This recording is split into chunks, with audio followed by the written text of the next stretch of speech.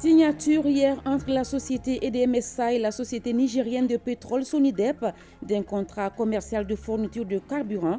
Par ce contrat, la société nigérienne de pétrole met à la disposition de la société EDMSA 150 millions de litres de gasoil, ce qui devrait permettre à la société EDMSA d'améliorer la fourniture d'électricité aux Maliens. Le ministre de l'économie et des finances prend part aux réunions de printemps des institutions de Bretton Woods aux États-Unis d'Amérique. Alucine Sanou a abordé plusieurs sujets avec la Banque mondiale et le Fonds monétaire international. Aïssata Ibrahim nous fera le point.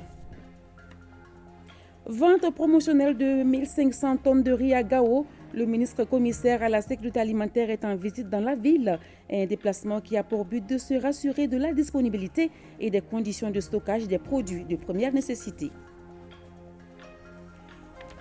Nous sommes mercredi, mesdames, messieurs, bonsoir. Bonsoir à vous, Ibrahim Djombele. Bonsoir, Salimata Ndaro. Le Conseil des ministres est réuni en session ordinaire aujourd'hui dans sa salle de délibération au palais de Koulouba sous la présidence de colonel Assimi Goïta, président de la transition, chef de l'État. Après examen des points inscrits à l'ordre du jour, le Conseil a entendu des communications, Ibrahim. Tout à fait, avec le même plaisir. Mesdames et messieurs, bonsoir. Le ministre d'État, ministre de l'administration territoriale et de la décentralisation a informé le Conseil des ministres de la dissolution de l'association coordination des organisations de l'appel du 20 février 2023 pour sauver le Mali. Les partis politiques et les associations sont régis respectivement par la loi numéro 05047 du 18 août 2005 portant charge des partis politiques et par la loi numéro 04038 du 5 août 2004 modifiée relative aux associations. Ces différents textes précisent leur vocation, mais imposent également des limites qu'ils ne doivent pas franchir, notamment l'interdiction faite aux partis politiques de former des regroupements sous la forme d'associations et aux associations d'adopter des agissements contraires aux principes de souveraineté nationale, de la démocratie, de l'intégrité du territoire national, de l'unité nationale et de la laïcité de l'État. La coordination des associations de l'appel du 20 février 2023 pour sauver le Mali s'illustre en permanence par des agissements ostentatoires de nature à troubler l'ordre public, à porter atteinte à la souveraineté de l'État et à l'unité nationale au regard de ce qui précède. L'association coordination des associations de l'appel du 20 février 2023 pour sauver le Mali est dissoute. B. De l'organisation d'un concours direct de recrutement d'enseignants dans la fonction publique des collectivités territoriales au titre de l'exercice budgétaire 2023. L'organisation du concours intervient en application des dispositions de l'arrêté ministériel interministériel numéro 2023-51-41 MATD MEF SG du 29 décembre 2023 en vue du recrutement de 684 nouveaux enseignants dans la fonction publique et des collectivités territoriales avec un quota de 15% accordé aux personnes vivant avec un handicap conformément à la réglementation en vigueur. Le recrutement qui vise à satisfaire les besoins de l'enseignement secondaire, de l'enseignement fondamental et de l'éducation préscolaire et spéciale concerne 49 spécialités des catégories A et B2 réparties entre les différents ordres d'enseignement. Les informations relatives notamment aux conditions de participation à la réception des dossiers de candidature aux différents centres de concours ainsi qu'à la date du déroulement des épreuves feront l'objet d'un communiqué ultérieur. Le ministre de la Refondation de l'État chargé de relations avec les institutions a informé le Conseil des ministres de l'ouverture de la session ordinaire d'avril du Conseil national de transition. La session ordinaire du mois d'avril du Conseil national de transition a débuté le 8 avril 2024. La cérémonie d'ouverture était présidée par le président du Conseil national de transition en présence du Premier ministre, chef du gouvernement, des présidents des institutions de la République et des membres du gouvernement, des autorités administratives et politiques du sud de Bamako et des représentants du corps diplomatique. Le Conseil national de transition procédera à l'examen et à l'adoption des textes soumis. Une vingtaine de projets et de propositions de loi sont déjà inscrits, parmi lesquels les projets de code pénal et des codes de procédure pénale ainsi que ceux relatifs au financement du réseau électrique.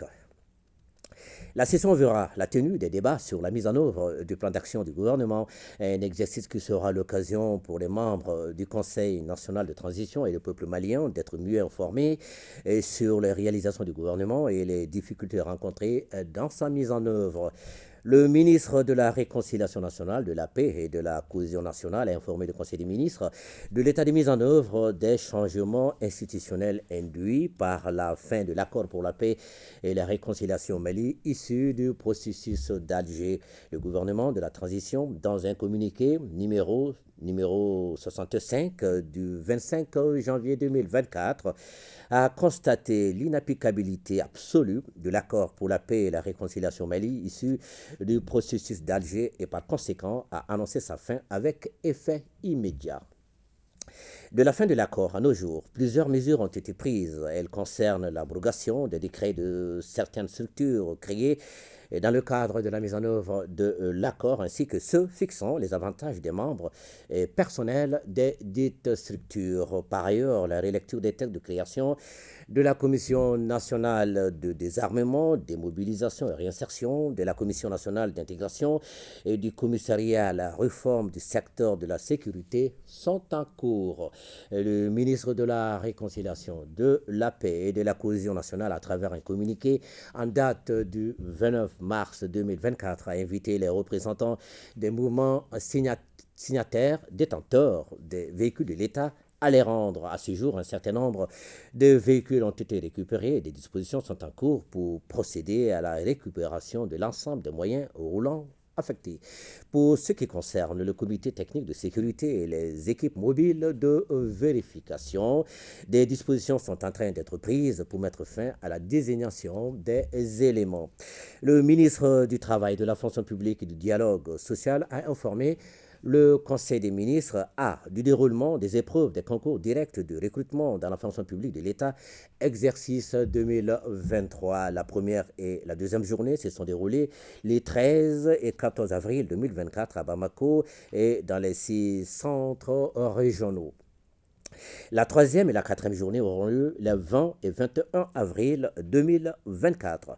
Les corps et spécialités suivants sont concernés: ingénieur de l'informatique, ingénieur de la statistique, technicien de la statistique, technicien de l'informatique, instructeur de la jeunesse et des sports, technicien des arts et de la culture, archives et documentation, administrateur des ressources humaines, secrétaire d'administration et attaché d'administration.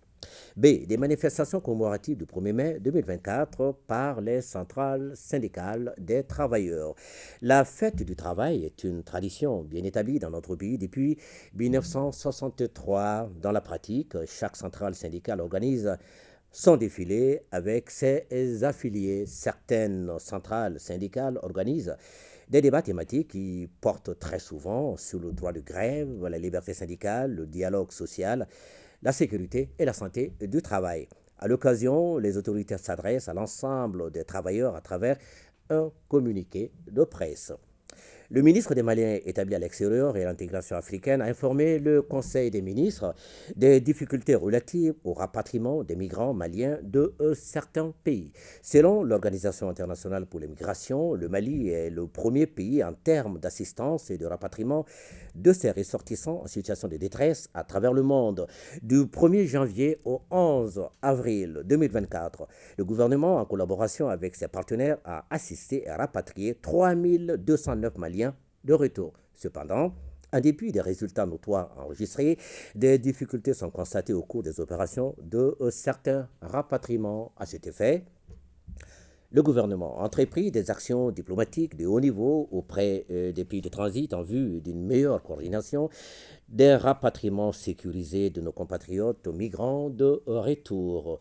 Le ministre de l'Agriculture a informé le Conseil des ministres de la tenue de l'Assemblée générale constitutive du réseau Ouest et Centre africain des femmes entrepreneurs sémencières à Bamako du 23 au 24 avril 2024. Dans le cadre des interventions pour relever les défis, le Conseil Ouest et Centre africain pour la recherche et le développement agricole a initié le processus de contribution au renforcement des capacités en vue de contribuer à l'autonomisation des femmes dans le secteur sémencier. Suite à ces renforcements de capacités, il est apparu nécessaire de mettre en place un réseau régional qui viserait l'amélioration des activités des femmes dans la chaîne de valeur des entreprises sémencières au niveau régional pour contribuer de manière significative à l'industrie sémencière en Afrique de l'Ouest et du centre.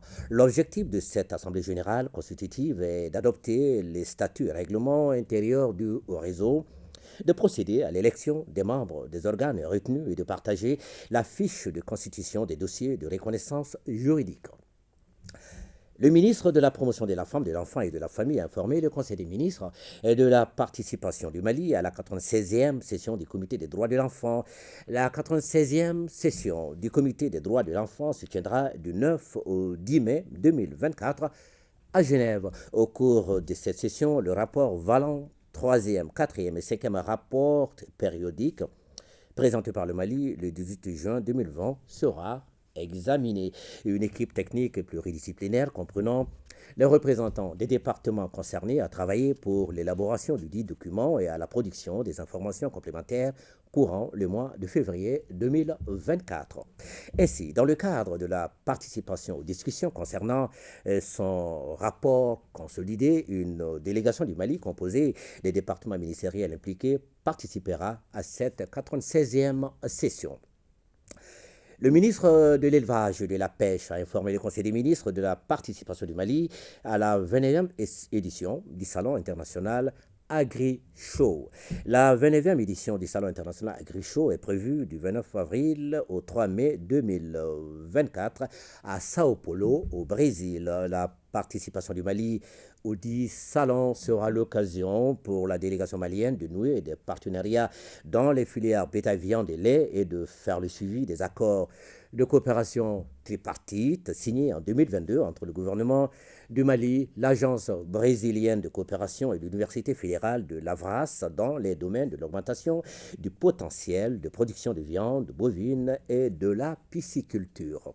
Cette participation permettra de capitaliser des connaissances et savoir-faire, notamment en matière de production animale. Le ministre de la Santé et du Développement social a informé le Conseil des ministres de la situation épidémiologique du pays, marquée notamment par une stagnation du nombre de cas testés positifs de la maladie à coronavirus par rapport à la semaine précédente et par une diminution du nombre de cas confirmés de dengue comparé à celui de la semaine écoulée. Le président de la transition, chef de l'État, a cependant appelé la population à respecter des mesures de prévention et de lutte contre les maladies. Voilà ce qu'il fallait retenir du Conseil des ministres d'aujourd'hui. Merci Ibrahim, vous restez avec nous. Avec vous également certains communiqués. Absolument, nous en avons deux. Le premier communiqué est ainsi libellé. L'état-major général des armées informe l'opinion nationale que ce 12 avril 2024, Ali Sekou alias Djouraïdi, chef terroriste du secteur de Dogo dans la zone de Yuaru, a été neutralisé ainsi que plusieurs autres terroristes aux environs de Laounia. Ce terroriste vivement recherché, adjoint de Hassan alias Cheikh Oumar, était responsable de plusieurs exactions sur les populations et de poses d'engins explosifs improvisés dans le secteur. Par ailleurs, le 15 avril 2024, les FAMA ont engagé de violents combats combinant des tirs d'artillerie et des déploiements des forces terrestres et aériennes contre un important groupe terroriste dans le secteur de Bana et Kabio Sofara dans le cercle de Djenné. Le professionnalisme et la bravoure des FAMA a permis de débusquer et neutraliser des terroristes venus en surnombre et aussi de récupérer les matériels et équipements abandonnés par les rescapés. L'état-major général des armées salue la détermination des FAMA et rassure l'opinion nationale de la poursuite des opérations. Et le deuxième communiqué aussi libellé ainsi. L'état-major général des armées informe l'opinion nationale que le 16 avril 2024, une reconnaissance offensive des FAMA dans le ranch de l'IER au nord-est de Nyono a permis de la découverte de 2 refuges des groupes armés terroristes. Un important lot de matériel de guerre composé entre autres de grenades artisanales, de munitions 12,7 mm, des tenues et rangers militaires, des batteries et des détonateurs ont été récupérés sur place ce même jour. Une opération d'opportunité des FAMA a permis d'interpeller Al-Mahdi Ag Al-Mahmoud, un chef terroriste de renommée. Il avait été traqué et interpellé dans sa fuite après qu'il ait déclenché à distance un engin explosif improvisé contre un convoi logistique FAMA en direction de l'Abézaga sur la route nationale 17. L'état-major général des armées rassure l'opinion nationale que la traque des terroristes continue. Unis, nous vaincrons. Bon, suite du journal. Merci Ibrahim. Le Premier ministre Dr Choguel Kokala Maïga a rencontré hier les ressortissants de la région du Kidal résidant à Bamako et environ. À travers cette rencontre, le Premier ministre a voulu faire passer le message d'unité, de cohésion sociale et de soutien à la transition. Les Kidalois ont adhéré à cet appel du chef du gouvernement. Les précisions avec Alousseni Touré. Ils étaient nombreux à répondre à l'invitation du chef du gouvernement quelques jours seulement après la grande rencontre initiée par le gouverneur de la région de Kidal. À cette occasion, les ressortissants de la région ont pris l'engagement de soutenir la transition, de participer activement à toutes les phases du dialogue intermalien et d'aider le chef de l'exécutif régional dans ses efforts de rassembler toutes les populations de la région. C'est aussi une nécessité pour nous, les ressortissants de la région de Kidal, d'être écoutés et compris par nos plus hautes autorités, au-delà de ce qui se dit sur les réseaux sociaux, en vue d'apporter notre modeste contribution à la normalisation de la situation dans la région de Kidal en particulier et le nord du Mali en général. Réaffirmation du soutien ferme et constant des ressortissants de la région de Kidal aux autorités de la transition. Le Premier ministre a saisi l'occasion pour inviter ses hôtes du jour à plus d'engagement, de concertation, de soutien à la transition pour aider notre pays à sortir de l'ornière. L'avenir du Mali se joue dans les mains des Maliens. Vous avez un grand rôle à jouer. Et vous avez l'avantage de la population est très diversifiée à Kidal.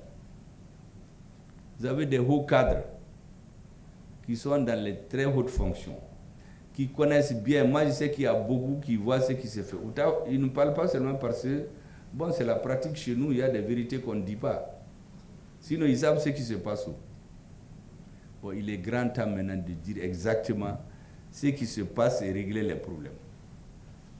Voilà ce que moi, je voulais vous recommander. Et l'État a désigné un représentant.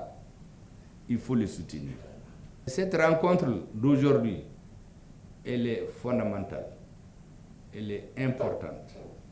Et je pense qu'en plus des débats que vous allez faire dans le dialogue intermalien, c'est bon d'élaborer une stratégie de développement de la région. Vous avez les ressources intellectuelles pour cela. Les ressortissants de la région de Kidal, largement représentatifs de toutes les couches de la région, ont pris l'engagement de créer un cadre de concertation pour aider à réfléchir sur les solutions aux difficultés que connaît la région. Une façon pour eux de concrétiser leur soutien à la transition. Je le disais dans le sommaire, signature hier entre la société EDMSA et la société nigérienne de pétrole Sonidep d'un contrat commercial de fourniture de carburant. Par ce contrat, la société nigérienne de pétrole va mettre à la disposition du Mali, de l'EDMSA, 150 millions de litres de gasoil. Selon le Premier ministre, cela permettra à la société EDMSA d'améliorer la fourniture d'électricité aux Maliens. Compte rendu, Mamari Kone.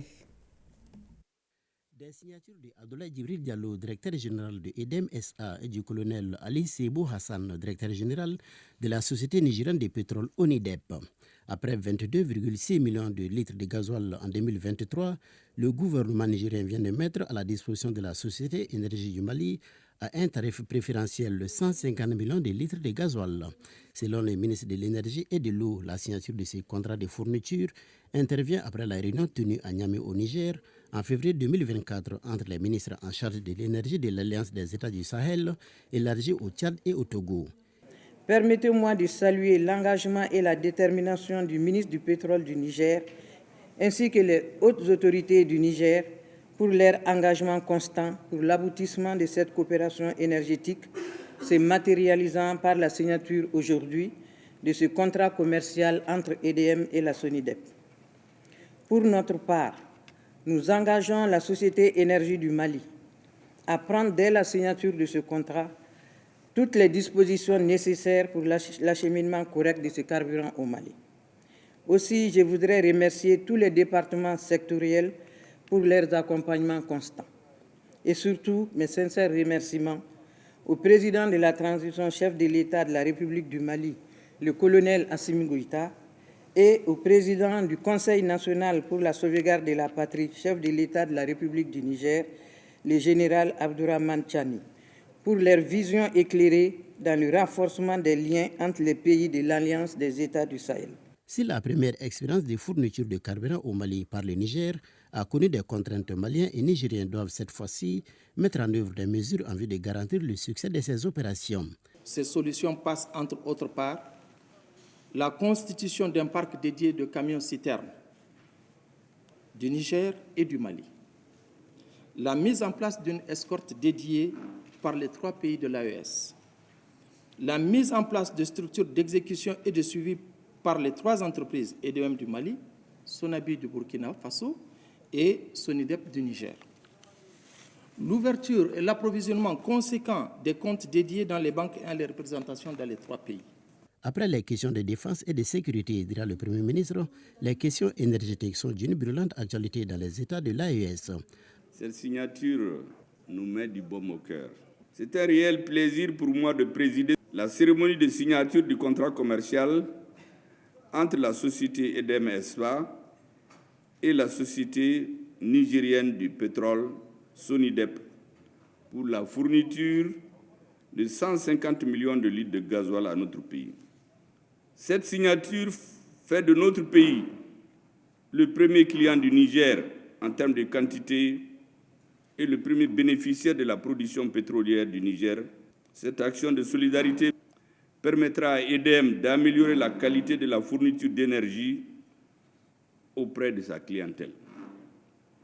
En conséquence, j'invite EDM SA à la mise en œuvre des dispositions contractuelles et également le ministère de l'Énergie et de l'Eau, avec les autres ministères concernés, accompagner la mise en œuvre de cette coopération. Le Premier ministre a par ailleurs remercié le gouvernement nigérien pour l'engagement constant en vue de la matérialisation de cet accord et la décision de fournir du carburant à des tarifs préférentiels aux pays de l'Alliance des États du Sahel. Hors du Mali, rencontre Mali, Banque mondiale et Fonds monétaire international à Washington aux États-Unis d'Amérique. Le ministre de l'Économie et des Finances, Alousseini Sanou, prend part aux réunions de printemps des institutions de Bretton Woods, occasion pour les parties de passer en revue les axes de coopération entre le Mali et les 2 partenaires. Plusieurs sujets étaient sur la table des échanges. On fait le point avec Aïssata Ibrahim Maïga, notre correspondante aux États-Unis d'Amérique. Malienne conduite par le ministre de l'Économie et des Finances séjourne à Washington DC dans le cadre des assemblées de printemps de la Banque mondiale et du Fonds monétaire international. Des rencontres qui constituent un forum d'échange entre les États membres et ces institutions sur les questions de développement et de financement des économies. En marge des assemblées, la délégation malienne a eu plusieurs entrevues bilatérales. Ces rencontres seront aussi l'occasion pour la délégation malienne d'entamer les négociations relatives à l'octroi d'une facilité de crédit rapide et d'une consultation au titre de l'article 4 des statuts du FMI. Pour la journée du lundi, plusieurs rencontres étaient au programme de la délégation malienne. Il s'agit de la réunion avec l'équipe pays du FMI, une entrevue prévue pour un peu plus d'1 heure. Elle aura duré 2 heures. Au cours de la dite réunion, le ministre Sanou a dressé un tableau clair et lisible de la situation économique du Mali. À son tour, l'équipe pays du FMI a présenté sa perception sur l'économie malienne. Après les échanges qui ont suivi ces 2 présentations, les discussions ont porté sur la FCR, facilité de crédit rapide, que le FMI doit octroyer au Mali. À ce niveau, les débats ont porté sur le niveau de la FCR ainsi que sur ses conditions. Les 2 parties ont également évoqué la réalisation d'une consultation au titre de l'article 4 des statuts du FMI. Pour rappel, ces consultations s'inscrivent dans le cadre de la mission de surveillance multilatérale du FMI. Les travaux se poursuivront à Bamako du 22 au 26 avril prochain. En marge de toutes ces rencontres, la délégation malienne a également eu des entretiens avec les administrateurs russes du FMI, de la Banque mondiale et ceux du groupe africain de ces deux institutions. Ces réunions ont été l'occasion pour la partie malienne de plaider la cause des pays en développement, notamment à travers une réforme des institutions de Bretton Woods. La délégation a également présenté les priorités du Mali en termes de projets structurants, en mettant l'accent notamment sur les secteurs des infrastructures avec la réalisation de la route Sévaré-Gao, de l'énergie, de l'éducation et de l'agriculture. Toujours à Washington avec l'équipe pays de la Banque mondiale, les discussions ont porté sur le contexte et les perspectives du Mali et l'état de coopération avec la Banque mondiale au Mali. Pour la période 2022-2025, le portefeuille de la Banque mondiale au Mali compte 16 opérations pour le portefeuille national pour un coût global de 1,26 milliard de dollars et 10 opérations pour le portefeuille régional pour un coût de 590 millions de dollars. Le montant restant à décaisser sur le portefeuille national est de 816 millions de dollars et 350,1 sur le portefeuille régional, soit au total 1166 milliards de dollars de financement pour le Mali. En plus de ce montant, le Mali bénéficiera de ressources additionnelles de 720 millions de dollars. Concernant le contexte et les perspectives au Mali, la Banque mondiale a apprécié la résilience de l'économie malienne avec l'amélioration des principaux agrégats macroéconomiques, notamment la croissance économique, le déficit budgétaire et l'inflation. Enfin, la délégation a discuté avec l'équipe de la Banque mondiale sur les priorités du Mali en termes de projets structurants. Il s'agit notamment de mettre l'accent sur les secteurs des infrastructures avec la réalisation de la route Sévaré-Gao, de l'énergie, de l'éducation et de l'agriculture.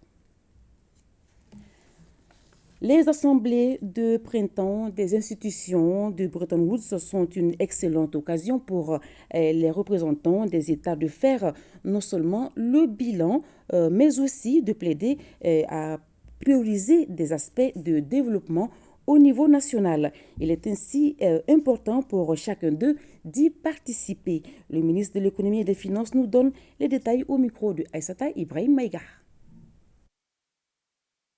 Si nous prenons le cas de la Banque mondiale, c'est le premier partenaire multilatéral du Mali qui a financé au Mali plus de 1500 milliards de francs CFA de projets. Certains sont finis, d'autres sont en cours de réalisation, d'autres sont en cours d'opérationnalisation. Donc il s'agissait pour nous de venir voir le groupe de la Banque mondiale, de voir quels sont les projets qui sont en cours. Est-ce qu'il y a des difficultés de mise en œuvre? Est-ce qu'il y a des difficultés dans l'approche que nous avons? Est-ce qu'il faut améliorer des choses? Est-ce qu'il faut avancer sur certains points? Quels sont les défis actuels? Quels sont les changements? Cette mission, en termes de résultats, nous a permis non seulement d'accorder nos violons avec la Banque mondiale sur plusieurs sujets, notamment le projet de construction des écoles dans le cadre du projet MICRA. Ils ont décidé d'allouer des fonds supplémentaires pour la construction de ces écoles.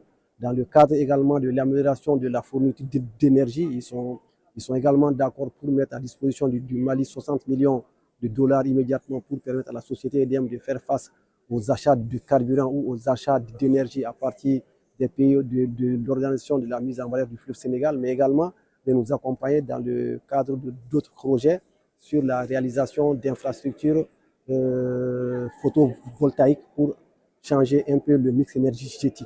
Avec le fonds, nous avons décidé de la mise en place d'une facilité rapide de crédit qui va s'évaluer autour de 90 millions à 100 millions de dollars et qui va permettre à l'État du Mali de faire face aux dépenses nécessaires pour le retour de l'État dans le centre et dans le nord à travers la reconstruction des écoles, la reconstruction des centres de santé, à travers également l'approvisionnement en kits alimentaires et en kits d'urgence pour les familles au retour.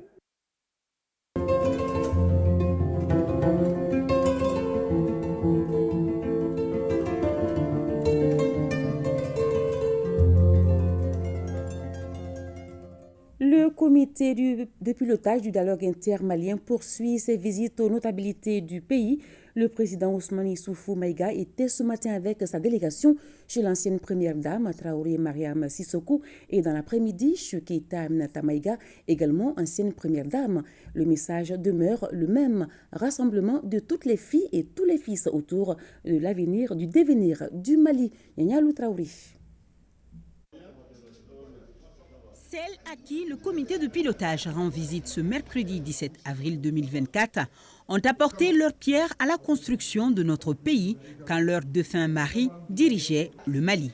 Elles ont brillé par leur implication sous diverses formes aux côtés de ces grands hommes d'État. Comme les griots du Mandé aiment à le rappeler dans leur chanson Boyabé, Boyamaségibé, autrement dit, rendre à César ce qui est à César. Alors aujourd'hui, il s'agit non seulement de reconnaître leur mérite et leur rendre hommage, mais surtout de solliciter encore une fois leur accompagnement dans la marche du Mali vers sa refondation. Keïta Aminata Maïga et Traoré Mariam Sissoko ont accueilli la délégation conformément aux règles établies par la tradition malienne.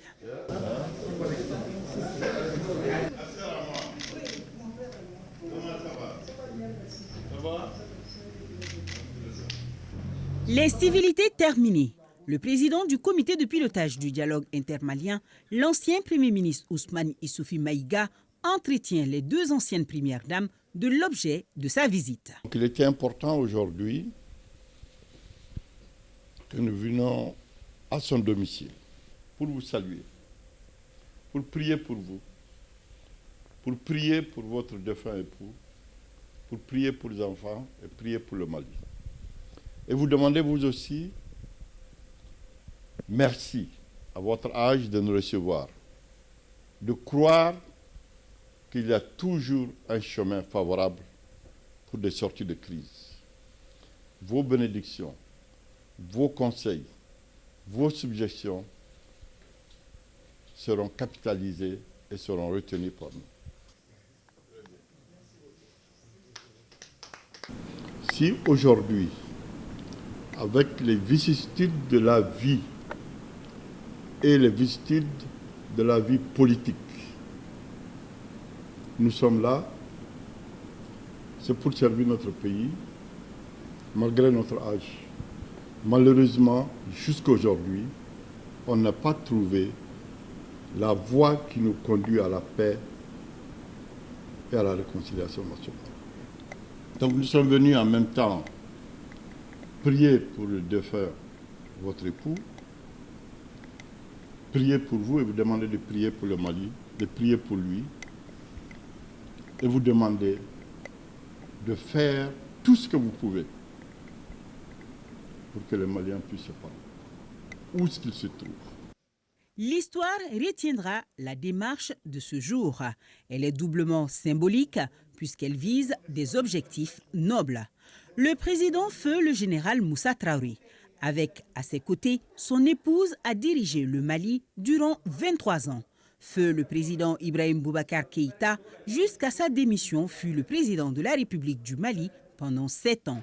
C'est pour dire que leurs veuves sont aujourd'hui des mémoires vivantes, car elles en savent beaucoup sur les grands enjeux sociopolitiques que le pays a connus sous la présidence de leurs époux.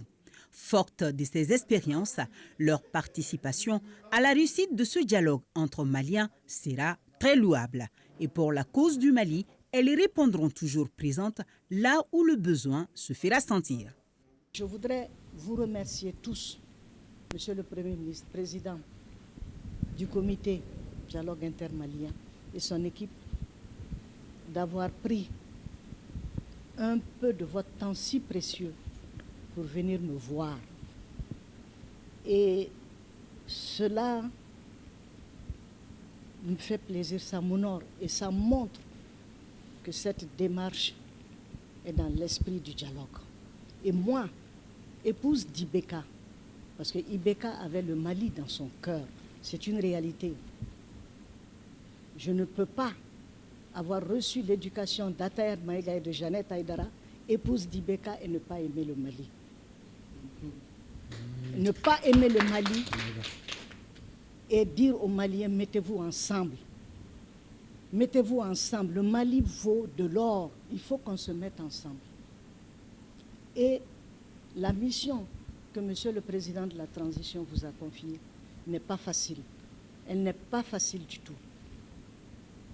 Mais le comité est composé d'hommes qui connaissent le Mali. Vous pouvez atteindre les objectifs. Mon souhait, c'est que le Mali aille de l'avant. Les Maliens soient réconciliés. Moi, je vous fais des bénédictions. Dieu vous accompagne dans votre mission et Dieu bénisse le Mali. Nous devons tous participer. Nous sommes tous concernés, à un titre ou à un autre. Le Mali appartient à tous les Maliens. Nous pouvons être en discours de temps en temps, mais c'est normal. Tout le monde doit participer. Personne n'a le droit.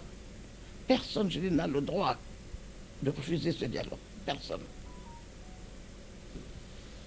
Sinon, vous serez rattrapé un jour par le problème.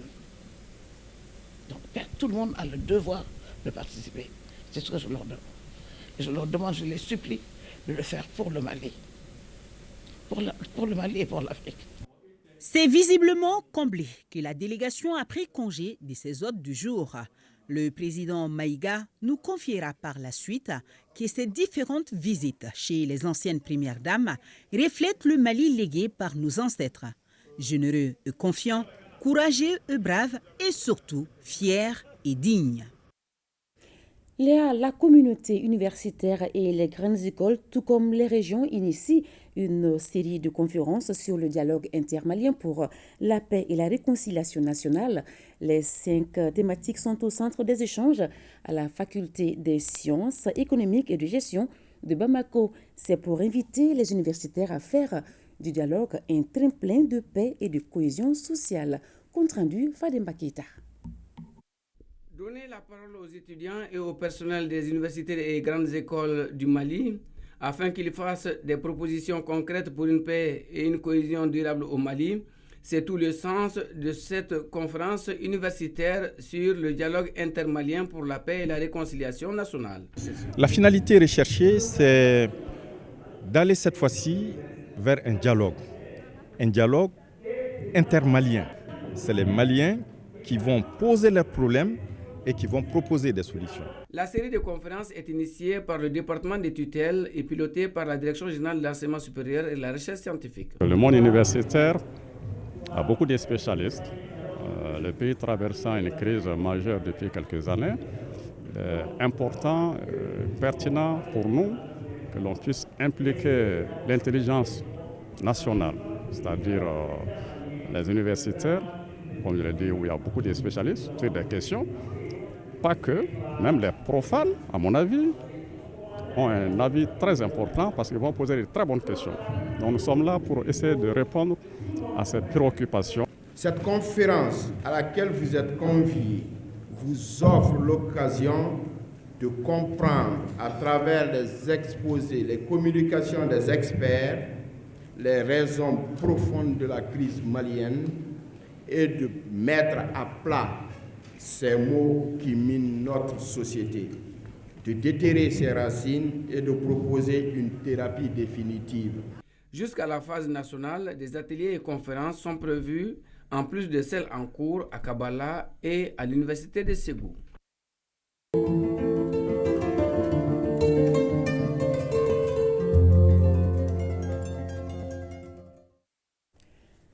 Le collectif pour la défense des militaires et l'Alliance malitanienne salue la bonne organisation de la phase communale du dialogue intermalien et la participation massive des Maliens. Il invite leurs membres sympathisants et militants à participer massivement aux phases régionales et nationales.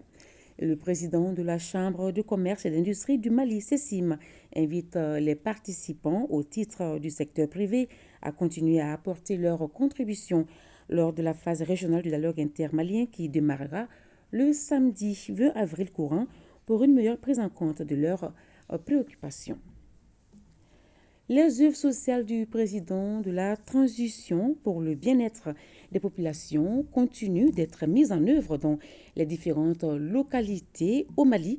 Le conseiller spécial du chef de l'État, Agibou Dambélé, a procédé hier à l'inauguration de 2 forages dans la commune de Sangarebougou. Reportage d'Aouda Koni. Il s'agit là encore de la mise en œuvre de l'engagement de son Excellence le colonel Assimi Goïta à soulager les personnes vulnérables et particulièrement dans le cadre de l'accès aux besoins élémentaires. Ainsi, le centre de santé de Sangarebougou vient d'avoir un forage, la population de Badiambougou aussi. Ils vont nettement améliorer la fourniture des services aux populations. Mieux, les difficultés d'avoir de l'eau sont résolues avec ces points d'eau. Ce forage est une aubaine car nous les femmes peinaient pour avoir de l'eau. Avant, on faisait des tours pour avoir une barrique. Elle coûtait 1000 francs CFA, voire 2000 francs CFA par moment et par client. Si aujourd'hui on a un forage grâce aux œuvres sociales du président de la transition, nous ne pouvons que manifester notre joie.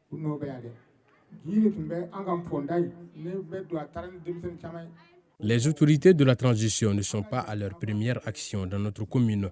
Il y a eu les ponts et les forages aujourd'hui. Ces forages nous soulagent à plus d'un titre car les patients peinaient ici au centre de santé à cause du manque d'eau.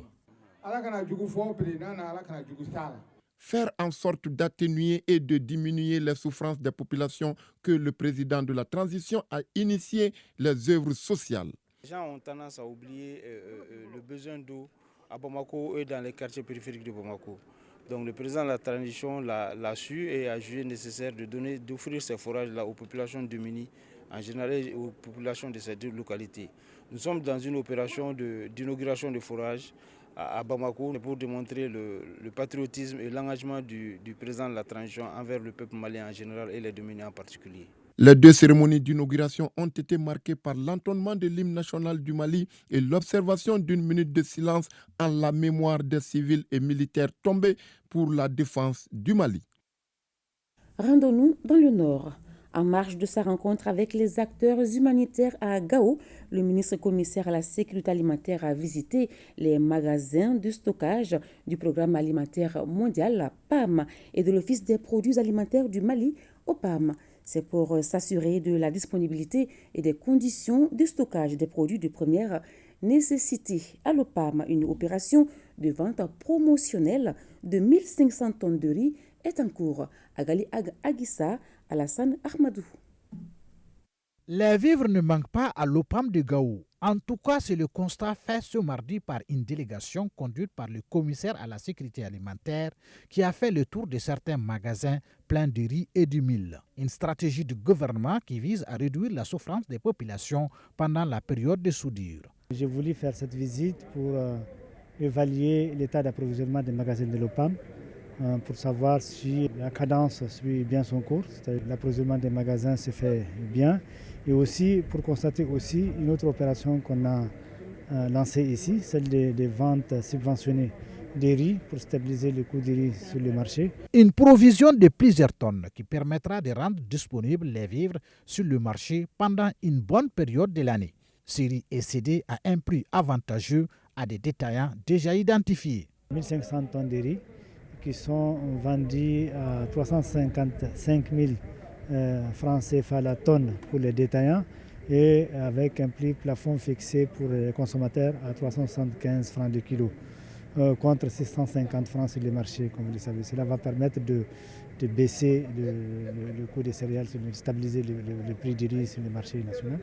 Vous avez vu, nous avons aussi la disponibilité des milles et des sorgho aussi dans le cadre du stock national de sécurité qui vont être mobilisés aussi pour apporter de l'aide dans la région de Gao, de Menaka et aussi de Kidal pendant la période de soudure à venir. Le commissaire à la sécurité alimentaire, accompagné du coordinateur du système des Nations Unies au Mali, a visité les entrepôts du programme alimentaire mondial PAM, situés non loin de l'OPAM. Nous allons travailler de façon plus rapprochée avec le gouverneur pour pouvoir assurer en avance la sécurité des populations, pour permettre aussi donc aux acteurs humanitaires d'aller de l'avant. C'est une mission qui me donne espoir et qui me donne aussi beaucoup d'envie de se battre encore pour ces populations. Cette mission a sans nul doute permis aux acteurs humanitaires et aux représentants de l'État de tirer les enseignements nécessaires pour porter assistance aux couches vulnérables dans les régions de Gao, Kidal et Menaka. Toujours à l'intérieur du pays, visite hier du chantier du lycée de Kaindi par le gouverneur de la première région. Objectif, s'assurer de l'état d'avancement des travaux de construction. Les précisions de Kabadiara. Accompagné d'une délégation composée des autorités administratives, politiques, militaires, coutumières, civiles, le chef de l'exécutif régional a visité le lycée de Kaindi afin de s'enquérir de l'état d'avancement des travaux de construction du dit lycée dont la pose de la première pierre a été effective le 23 juillet 2023 par le président de la transition, chef de l'État, colonel Assimi Goïta. À l'issue de cette visite, nous sommes vraiment satisfaits de ce que nous avons pu voir par rapport à l'évolution. Nous pensons que le délai est un délai normal par rapport à l'objectif, qui est que ce lycée puisse être fonctionnel avant la rentrée prochaine. Et nous avons eu l'assurance, et au regard de ce que nous avons vu, nous pouvons dire que effectivement le lycée pourra être opérationnel dès la rentrée prochaine. Tout ce que nous avons pu constater à l'intérieur et à l'extérieur nous fait dire que les travaux ont été menés avec beaucoup de sérieux et avec beaucoup de professionnalisme. Et les matériaux utilisés sont de qualité également. Rappelons que ce nouveau lycée de Kaindi est composé de 2 logements, d'une infirmerie, d'une bibliothèque, d'une salle de réunion, d'un bloc administratif, de 12 salles nouvellement construites, d'une loge pour gardiens, d'un terrain de football, de basketball, 6 blocs de toilettes. La cour du lycée est en plein aménagement.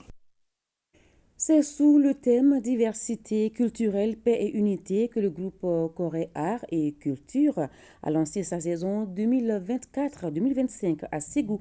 Une saison qui vient en contribution au dialogue intermalien avec un concours dénommé Peindre la paix et une symphonie pour la paix chantée de façon bénévole par une trentaine d'artistes maliens. Envoyé spéciaux Cheikh Oumar Sangaré à Boukouni. Le rythme dogon est la note introductive de la symphonie pour la paix. Puis, l'hymne national est savamment placé entre 2 notes authentiques du mandingue.